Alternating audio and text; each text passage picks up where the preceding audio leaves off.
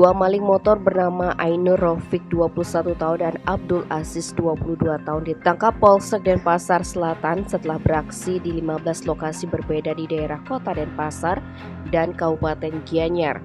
Keduanya dihadiahi timah panas lantaran melawan petugas.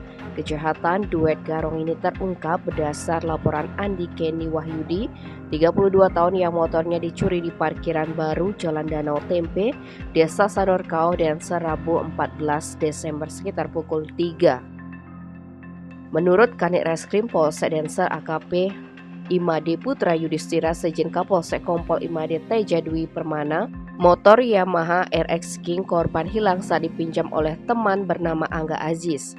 Tim Opsna Reskrim Polsek Denpasar yang dikomandoi Panit 2 Ibda Imade Mediana Dwija pun segera menyelidiki laporan tersebut. Petugas kemudian mendapatkan informasi terkait ciri-ciri dan keberadaan pelaku.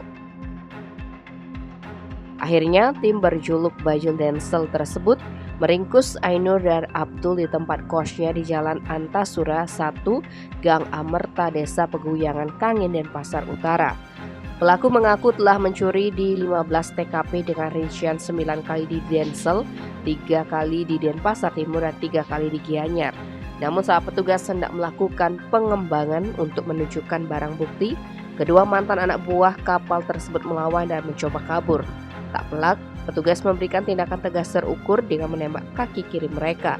Atas perbuatannya mereka terancam pidana penjara paling lama 7 tahun. Tim Bali Express melaporkan.